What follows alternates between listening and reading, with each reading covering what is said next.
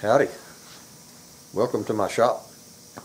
My name's Ron and I'll be your host for the next 10 minutes or so.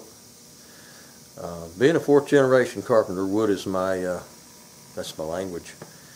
It's my living, it's my hobby, it's my passion. One of those passions is making stocks. I've never had any formal training in this. I just wanted to put a piece of wood on a gun one day, and I seemed like that'd be a pretty unique challenge, so I tried it. And been going at it ever since, but honestly, I owe a lot of my success to my customers, my friends that have suggested this or that, different ways of doing it to produce a better outcome. And so I appreciate them. I owe them a great deal. The finish that I use was suggested by a friend of mine that owns a gun shop in Georgia, a guy named Dan. Been friends with him for many years, and I owe him for that knowledge.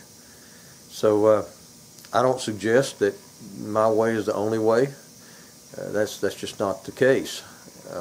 I picked up my abilities to do this from watching other people and seeing other things and then figuring out how to do that. So it's a process.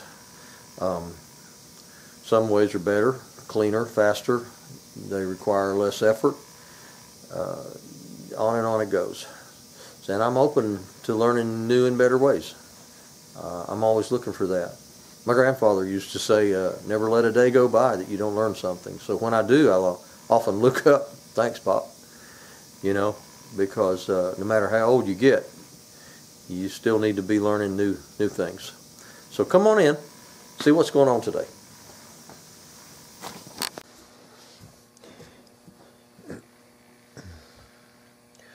Today I'm starting on just a real quick little job. I'm just reconditioning this. This is a Dakin. It's an import from Spain, from a city in Spain called Ibar, and it's got a little crack right here on the fore end, just a couple of inches long, real small. Can't hardly see it except for the finish is cracked right there. And it's got a couple of pretty good gouges and places in it. I'm not supposed to get all that out. I'm just supposed to recondition it. So I'm going to strip it and refinish it and retouch the checkering, but I'm not going to make it look brand new or anything. It's got a really old antique Pockmeyer pad on it that's going to be replaced with one just like it, a white line regular shotgun pad. And I happen to have one that's really old, but it's brand new. So I'm just going to start stripping this thing down, taking all the pieces off of it. I've got about 4 different sizes of screwdrivers here to use for all these different size screws.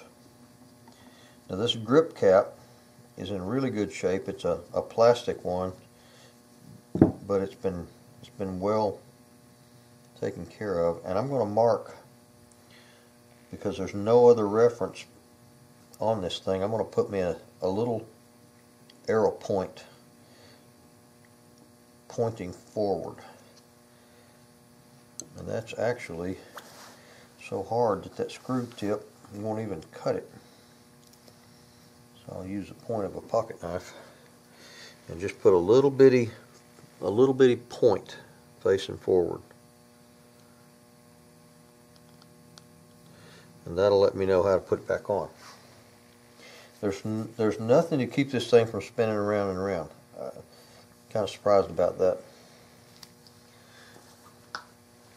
You just have to keep the screw tight and kind of keep a watch on it.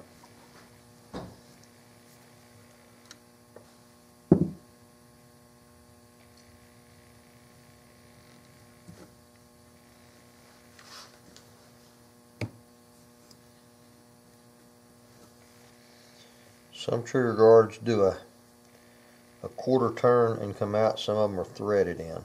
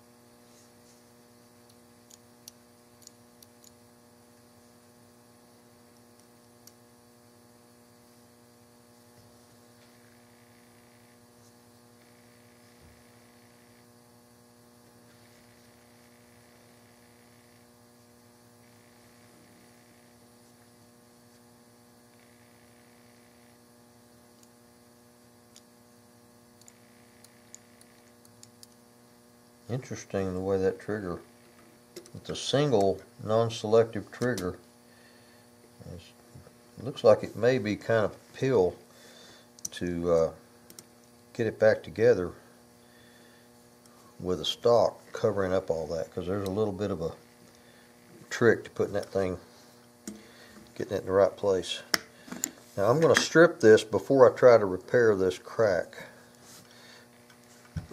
It looks like someone has tried, I see something, it looks like glue in this crack right here. I've got a little crack right there. You can just barely see it, but it needs to be fixed. It comes down to about right there, just a couple inches long. When you put pressure on it, you can open it up. You can see, maybe you can, maybe you can't, but anyway, it's got a crack in it.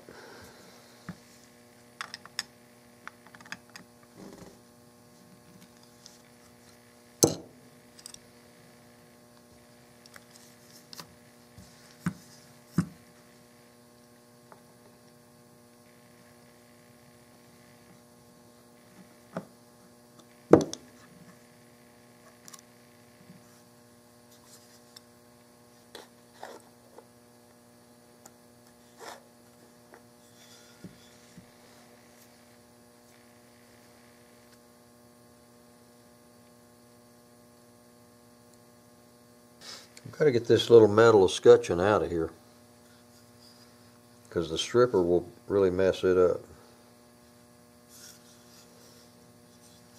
I'll deal with that in a minute. This butt pad is so old that it's got flathead screws in it.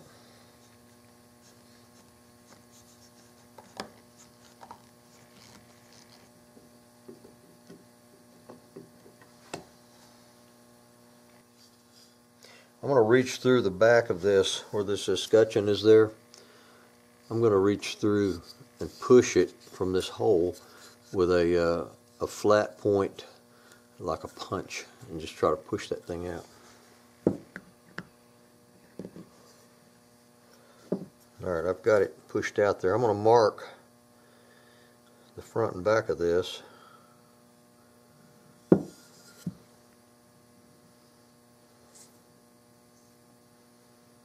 Put me a little bitty arrow point on the front.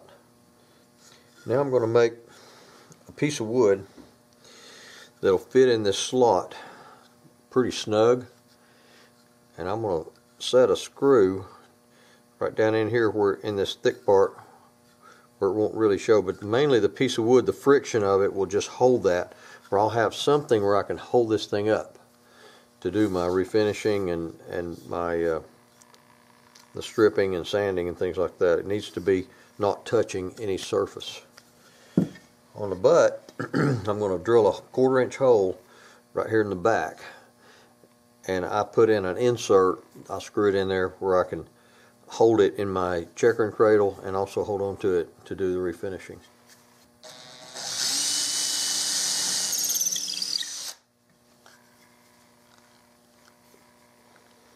And I'll use that to hold on to it while I'm working on it.